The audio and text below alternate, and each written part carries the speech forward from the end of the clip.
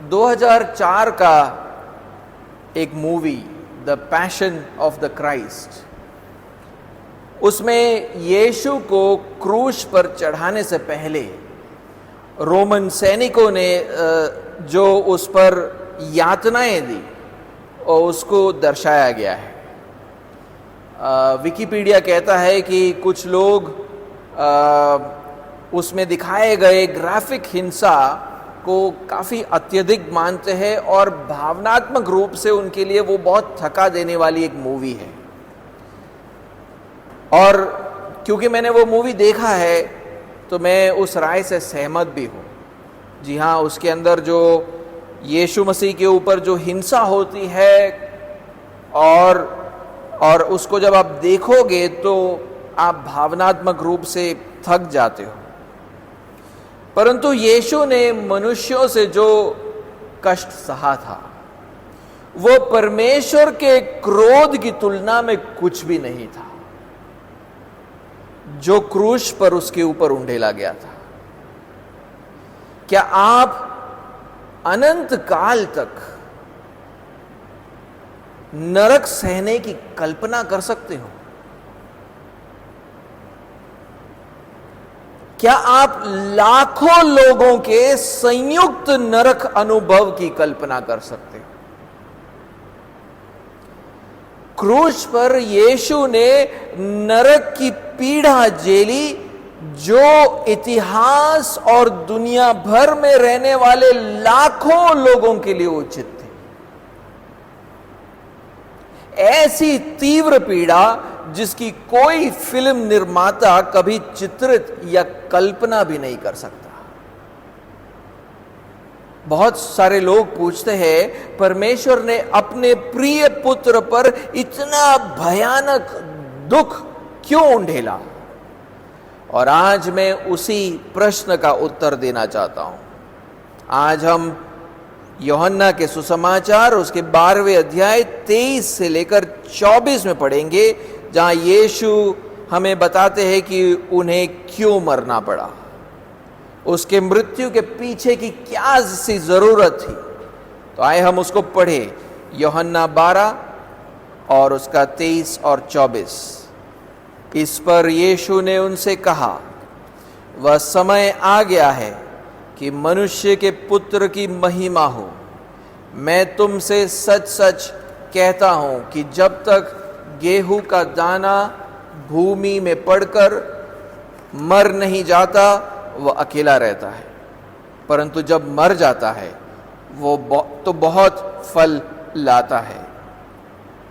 यीशु यहां पर अपने कुछ चेलों से बात कर रहा था और वो उनसे 23वें आयत में कहता है, वह समय आ गया है कि मनुष्य के पुत्र की महिमा हो। वो अक्सर अपने आप को मनुष्य का पुत्र बताता था। इसके कई कारण हैं। पुराने नियम के एक भविष्यवाणी के पूर्तिकरण को दिखाना उसका एक मुख्य कारण था। उसीलिए वो अपने आप को अक्सर परमेश्वर का पुत्र कहता है, क्योंकि दानियल की किताब में एक भविष्यवाणी थी और उसका पूर्तिकरण बताने के लिए वो अपने आप को मनुष्य का पुत्र करके अक्सर कहता था। लेकिन एक और कारण ये था कि वो अपने मानवीय चरित्र पर जोर डालना चाहता था। जब भी वो अपने मनुष्यत्व के बारे में कहना चाहता था, उस पर जोर डालना चाहता था, वो अपने आप को मनुष्य का पुत्र बताता था। वो परमेश्वर का अनंत पुत्र था जो स्वर्ग से पृथ्वी पर आया था और उसने मानव रूप धारण किया था। तो वो मानवीय रूप में परमेश्वर था। इस देह धारण पर जोर डालने के लिए वो अक्सर अपने आप को मनुष्य का पुत्र बताता था। और वो कहता है कि उनके महिमा का समय आ गया है। महिमा का अर्थ क्या है? जब उन्होंने एक मनुष्य का रूप धारण किया, उन्हें अपने कई दिव्य विशेष अधिकारों को त्यागना पड़ा। जब वो मनुष्य बने, उनको अपने कई दिव्य विशेष अधिकारों को त्यागना पड़ा। उन्हें अपने आप को ज्ञान, ताकत और अधिकार के क्षेत्र में सीमित करना पड़ा। लेकिन जब यीशु पृथ्वी पर अपने समय के समाप्ति के निकट आते हैं, वह चाहते हैं कि उनके पिता उन्हें स्वर्ग वापस ले जाए और उनकी पिछली महिमा को पुनः स्थापित करें। उसीलिए आप फिर यूहन्ना के 17वें अध्याय 5वें आयत में देखोगे कि वो वहां पर पिता से ये बोलकर प्रार्थना करते हैं, अब हे पिता, तू अपने साथ मेरी महिमा उस महिमा से कर जो जगत की सृष्टि से पहले मेरी तेरे साथ थी। और उसी बात की भविष्यवाणी वो 23वें आयत में यहां पर करता है, ये बोलकर कि समय आ गया है कि मनुष्य के पुत्र की महिमा हो। आप में से कितने लोग किसी अन्य व्यक्ति के लिए एक डिमोशन लेने के लिए तैयार हो? नौकरी पर किसी और के लिए आप डिमोशन लेने के लिए तैयार हो। वास्तव में लोग अपनी नौकरी से इस्तीफा दे देते हैं यदि उन्हें लगता है कि उन्हें वह नहीं मिला जिसके वे वास्तव में हकदार थे। उनको लगता है कि उनको जो मिलना चाहिए वो मिलना चाहिए, अगर नहीं मिला तो वो अक्सर इस्तीफा दे देते हैं। किसी और के लिए अपने आप को नीचा करना, उसको दीनता कहते हैं। यह बहुत ही एक महान गुण है, लेकिन हम में से कई लोगों के पास ये गुण की कमी है, नहीं है। शायद हो सकता है कि हम में से किसी के पास नहीं हो, लेकिन कम से कम घटी तो है। लेकिन ये बहुतायत से पाया गया यीशु मसीह में, क्योंकि वो मनुष्य रूप में परमेश्वर था और उनके दीनता का वर्णन बड़े खूबसूरत तरीके से एक गीत में किया गया है। उनके दीनता का वर्णन करते हुए गीतकार इस तरह लिखता है, आप उन तारों के नीचे सोए जिनका आपने नाम रखा और गिना। आप उस रेगिस्तान में परीक्षा में पड़े जिसे आपने बनाया था। आपने अपने द्वारा बनाए गए व्यवस्था का ईमानदारी से पालन किया। आपने उन लोगों के पैर धोए जिन्होंने आपको गुरु कहा। आपने वेश्याओं और पापियों के साथ दावत साझा की और उनसे प्यार किया जिन्होंने आपकी मृत्यु की मांग की। उसके दीनता को दर्शाते हुए जब यीशु परमेश्वर का पुत्र और मनुष्य का पुत्र इस पृथ्वी पर था, उन्होंने लोगों को अनेक बीमारियों से चंगा किया। वो पापियों के दोस्त थे और उनके साथ संगति करते थे। वो उनको ढूंढने आया था जो परमेश्वर से दूर हो चुके थे और उनको परमेश्वर के पास वापस ले आने आया था। लेकिन उनके दीन उद्देश्यों का एक महत्वपूर्ण पहलू अभी बाकी बचा था, और वो क्या था? उनको क्रूस पर मरना था। लेकिन उनको क्रूस पर क्यों मरना था, और उस प्रश्न का उत्तर वो हमारे खंड के 24वें आयत में ये बोलकर देते हैं कि आप पढ़िए उसको, कहां पर क्या लिखा है? मैं तुमसे सच सच कहता हूं कि जब तक गेहूं का दाना भूमि में पड़कर मर नहीं जाता वो अकेला रहता है, परंतु जब मर जाता है तो बहुत फल लाता है। यीशु यहां पर अपने आप को गेहूं का दाना बताते हैं। परमेश्वर पिता ने एक किसान के समान अपने पुत्र को पृथ्वी पर बोया था, ताकि जैसे एक दाना जमीन में दबा दिया जाता है, वह अंकुरित हो जाता है और फिर उसके जैसे कई और दाने उत्पन्न होते हैं, वह भी मर सकता है और अपने जैसे कई और लोगों को जन्म दे सकता है। यीशु मरेगा और उसके जैसे कई और लोगों को वो जन्म देगा। उसीलिए यीशु कहता है, जब तक गेहूं का दाना भूमि में पड़कर मर नहीं जाता, वो अकेला रहता है।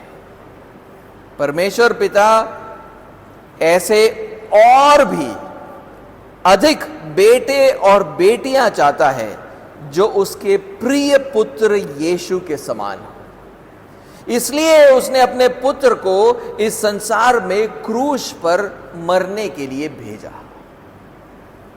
इसका मतलब यह नहीं है कि हम भी यीशु की तरह दिव्य बन जाएंगे, बल्कि हम भी एक दिन उसकी तरह एक सिद्ध मनुष्य बन पाएंगे।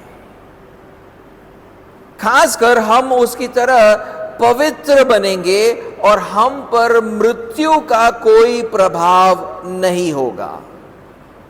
फिर से कहूंगा, खासकर हम उसकी तरह पवित्र बनेंगे और हम पर मृत्यु का कोई प्रभाव नहीं होगा। लेकिन आज मानव जाति की परिस्थिति ऐसी नहीं है।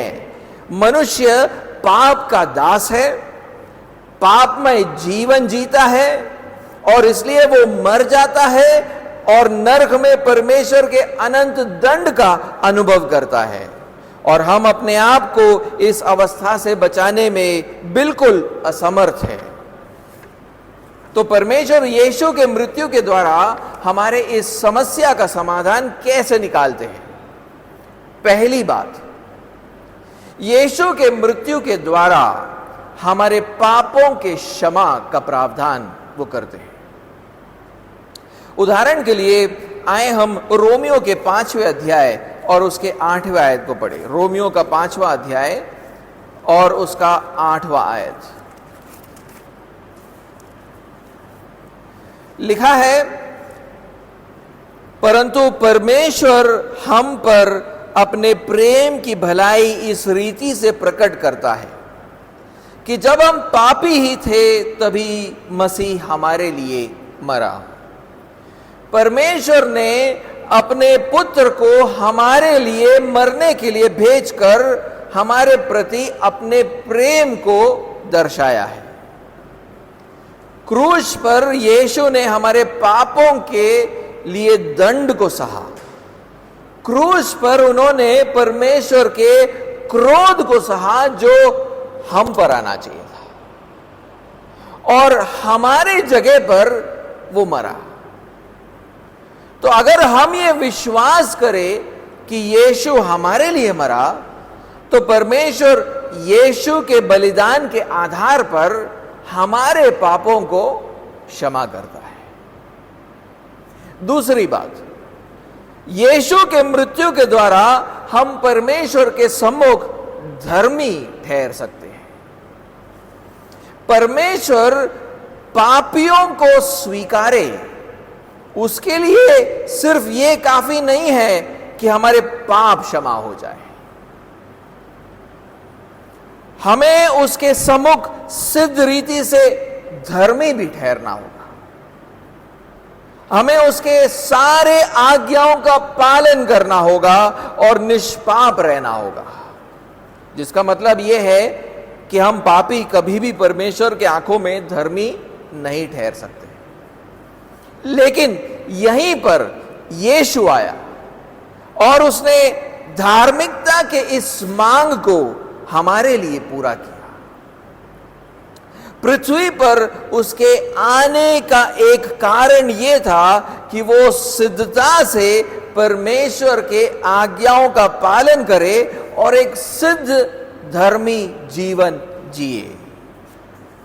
और यीशु ने अपने सिद्ध आज्ञाकारिता का क्रूस पर उसे पूरा किया। यीशु ने अपने सिद्ध आज्ञाकारिता को क्रूस पर पूरा किया जब उन्होंने परमेश्वर के आज्ञा के अनुसार हमारे लिए क्रूस पर अपनी जान दी। ये पृथ्वी पर उनके आज्ञाकारी जीवन का सबसे ऊंचा बिंदु था। अपने पिता को प्रसन्न करने के लिए वो हमारे लिए मरने के लिए भी तैयार थे। तो अगर हम ये विश्वास करें कि क्रूस पर यीशु ने हमारे लिए सिद्ध धार्मिकता को खरीदा, तो परमेश्वर उसकी धार्मिकता हमें एक दान के रूप में देता है और हमें धर्मी घोषित करता है, और इसी को धर्मी ठहराना कहते हैं।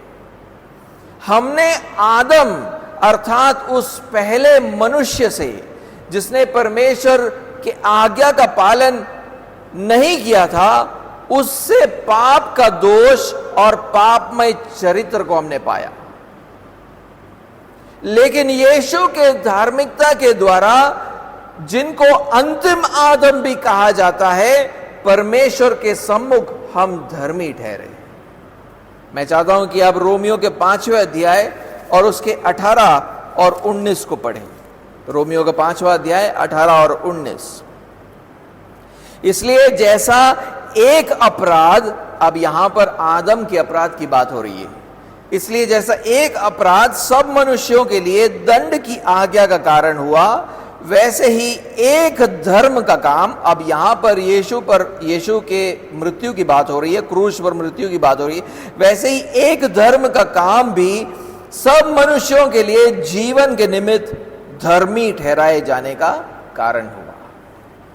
क्योंकि जैसा एक मनुष्य की आज्ञा न मानने से, अब यहां पर फिर से आदम की बात हो रही है, क्योंकि जैसे एक मनुष्य की आज्ञा न मानने से बहुत लोग पापी ठहरे, वैसे ही, अब यहां पर यीशु मसीह के बारे में वापस बात हो रहा है, वैसे ही एक मनुष्य की आज्ञा मानने से बहुत लोग धर्मी ठहरेंगे।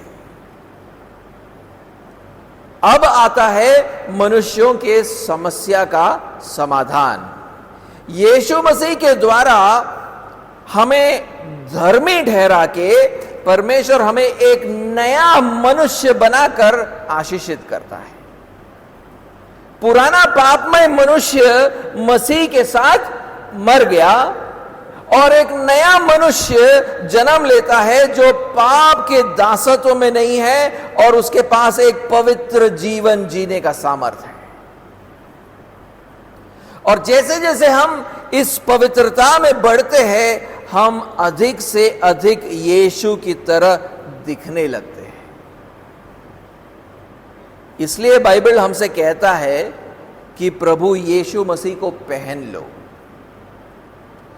और हमें पवित्रता में बढ़ने के लिए प्रोत्साहित करता है। उदाहरण के लिए रोमियो का 13वां अध्याय एक बार पढ़े। रोमियो का 13वां अध्याय और उसका 13 और 14 हम एक बार पढ़े।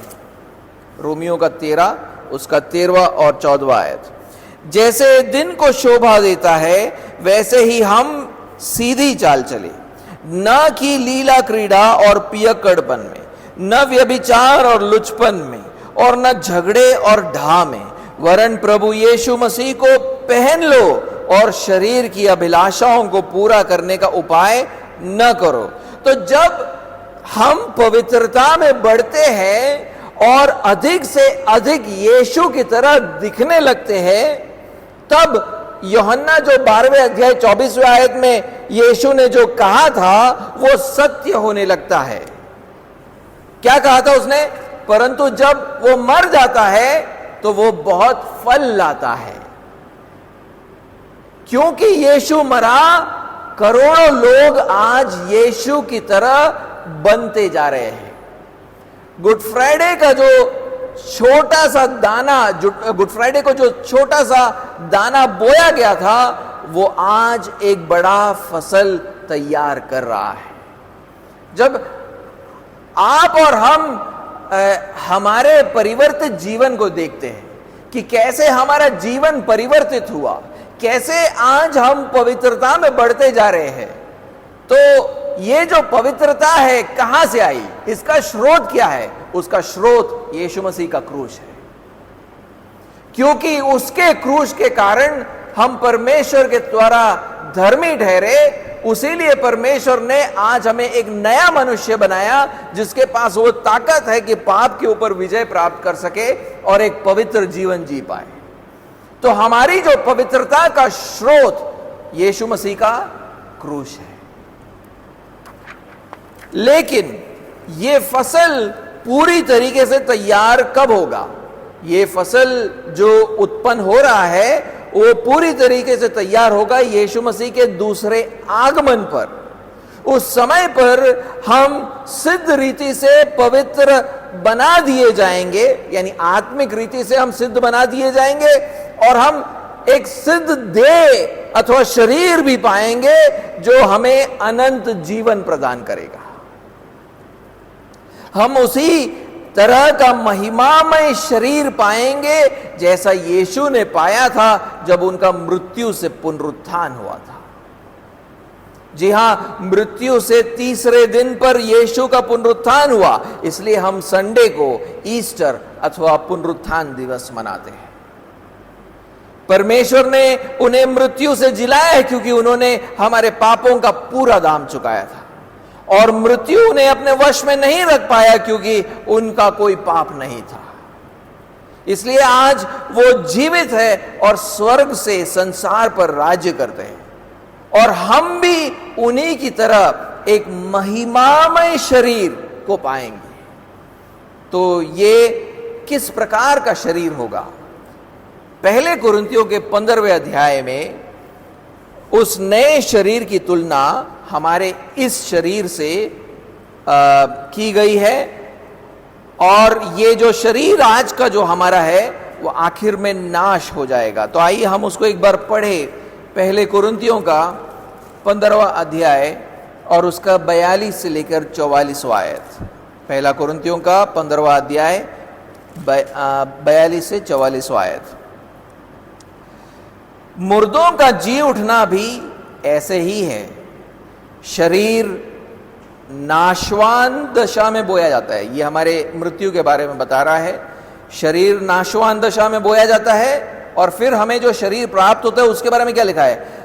और अविनाशी रूप से जी उठता है। वह अनादर के साथ बोया जाता है और तेज के साथ उठता है। निर्बलता के साथ बोया जाता है और सामर्थ के साथ जी उठता है। स्वाभाविक देह बोई जाती है और आत्मिक देह जी उठती है। तो हमारा जो नया जो शरीर है वो एक आत्मिक देह है, क्योंकि उसका स्रोत आत्मा है, परमेश्वर है। जबकि स्वाभाविक देह है तो आत्मिक देह भी है। यहां पर अविनाशी शरीर का मतलब है कि हम एक ऐसा शरीर पाएंगे जो कभी कमजोर नहीं पड़ेगा, जो कभी बीमार नहीं होगा, जो कभी मरेगा नहीं। दूसरे शब्दों में कहूं तो हमें अनंत जीवन प्राप्त होगा। लेकिन लेखक यहां पर फिर कहता है, हमने ये नया शरीर किससे पाया है? यीशु से पाया है, जिनको अंतिम आदम और जीवनदायक आत्मा कहा गया है। उनसे हमने ये नया शरीर पाया है। 45वां आयत से 48वां आयत पढ़े।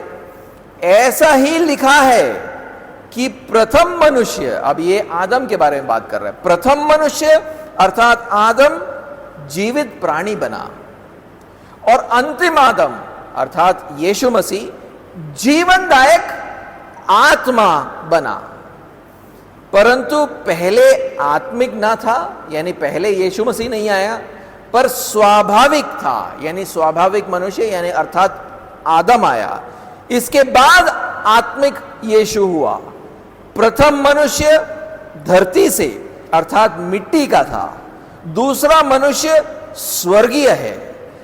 जैसा वह मिट्टी का था वैसा ही वे भी है जो मिट्टी के हैं। जैसा वह स्वर्गीय है वैसे ही वे भी है जो स्वर्गीय है। यानी हमने आदम से उसके जैसा शरीर पाया, और हम अब यीशु मसीह का जैसा देह है वैसा हम उसका देह भी पाएंगे। आगे देखो क्या लिखा है 49वें आयत में, और जैसे हमने उसका रूप धारण किया जो मिट्टी का था, वैसे ही हम स्वर्गीय का रूप भी धारण करेंगे। तो यीशु के मृत्यु का आखिरी फल यही है कि हम स्वर्गीय मसीह यीशु का रूप धारण करेंगे। उसीलिए यूहन्ना हमारे खंड में कहता है, जब वो मर जाता है तो बहुत फल लाता है। उसीलिए प्रेरित पौलुस देखो रोमियो के 6वें अध्याय 22वें आयत में क्या कहता है। रोमियो का 6वां अध्याय 22वां आयत, परंतु अब पाप से स्वतंत्र होकर और परमेश्वर के दास बनकर तुमको फल मिला, जिससे पवित्रता प्राप्त होती है और उसका अनंत जीवन है। तो यानी यीशु मसीह ने क्रूस पर जो किया उसका फल क्या है? जो फल हमें प्राप्त हुआ वो क्या है? पहली है पवित्रता, जिसका अनुभव हम ऑलरेडी करना शुरू हो चुका है। और उसका अंत क्या है? अनंत जीवन। वो कब होगा? जब हमारा शरीर जो है वो परिवर्तित होगा। तो जब हम सिद्ध रीति से पवित्र बन जाएंगे और एक सिद्ध शरीर पाएंगे जो हमेशा के लिए जिएगा, तब हम बिल्कुल यीशु की तरह बन जाएंगे। परमेश्वर पिता के करोड़ों पुत्र और पुत्री होंगे जिनको उसके प्रिय पुत्र के रूप में बनाया गया है, जो हमेशा के लिए उसकी आराधना करेंगे और उसके आज्ञाओं पर चलेंगे। इसी उद्देश्य से परमेश्वर पिता ने अपने पुत्र को क्रूस पर मरने के लिए भेजा था, ताकि हम उसकी तरह बन जाए। इसलिए यीशु को मरना पड़ा। आज अगर यहां पर ऐसा कोई भी है जिन्होंने पहली बार आज यीशु के जीवन, मृत्यु और पुनरुत्थान के बारे में सुना है, या आपने पहले इसके बारे में सुना था लेकिन विश्वास नहीं किया था, तो मैं आपको प्रोत्साहित करना चाहूंगा कि आप यीशु पर विश्वास करें। हमारे पाप, हमारे दोष, हमारे मृत्यु का एकमात्र समाधान है और वो यीशु मसीह है। उस पर विश्वास करके ही हम पाप के दासत्व से छुटकारा, दोष से मुक्ति और अनंत जीवन प्राप्त कर सकते हैं। उसको ठुकराना मूर्खता है। और मैं आज यहां पर विश्वासियों से भी बात करना चाहता हूं। आपको यह समझने की जरूरत है कि आपके ऐसे दुश्मन हैं जो आपको पवित्रता और उस अनंत जीवन के मार्ग से आपको दूर ले जाना चाहते हैं। शैतान और उसकी ताकतें इस दुनिया के दुष्ट लोगों को और आपके पाप से भ्रष्ट शरीर को आपके खिलाफ ही इस्तेमाल किया जा रहा है। लेकिन आपको उनके युक्तियों से बचना है, उनके झूठ से, उनके छल से, उनकी परीक्षाओं से, उनके दुख से, उनके फंदों से। अगर आप लगातार यीशु मसीह पर विश्वास करोगे तो ही आप इन युक्तियों से लड़ने के लिए बल प्राप्त कर सकते हैं। अगर आप लगातार यीशु पर विश्वास करोगे तो ही आप अनंत जीवन के मार्ग पर चलते रह पाओगे। इसलिए यीशु के वचन को आप हर दिन पढ़ें, उसके नाम से प्रार्थना करें, उसके लोगों से संगति करें। इस तरह आप उस पर लगातार विश्वास करते रह पाओगे। परमेश्वर आप सबको आशीषित करें।